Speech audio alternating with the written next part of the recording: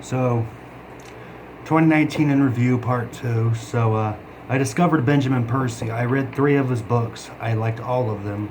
So, I'm going to review the 2 that I thought were probably the best of the best. Red Moon by Benjamin Percy was an exceptionally good book. It's along the same kind of lines as the V-War series, but instead of it being vampires, it's strictly a form of, I guess, lycanthropy and werewolves.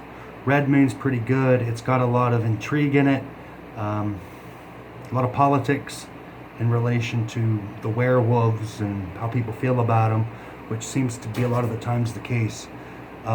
In this book, it majorly stays inside the United States, but yeah, Red Moon was pretty good. If you like werewolves, definitely check this one out. The other one by Benjamin Percy I really liked was, I think I actually read this one first, was The Darknet, which somehow adds the occult in within the series, and I have to say it's dark. It usually rains throughout the entire book. Long story short, it's how the demons use the internet. It's the generic good versus evil, but with more of a modern spin to it. Definitely check it out if you have a chance. There's the cover, The Darknet by Benjamin Percy. I really like that.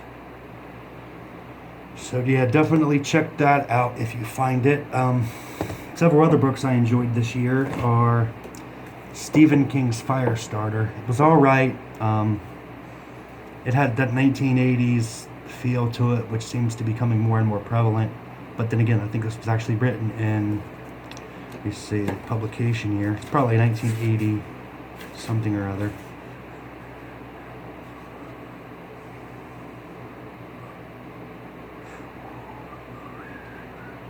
$1981. So yeah, it's an 80s book. So it's not an 80s feel, it's just the 1981. Started another series this year. I have not finished it. It is the Dark Tower series, but I love the series. Really good, really strong, heavy fantasy by Stephen King.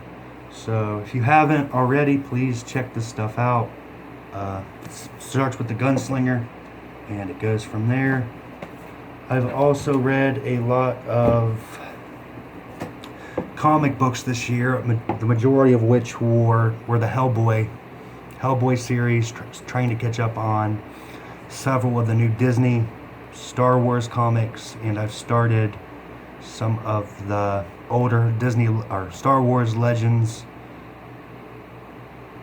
Star Wars anthologies.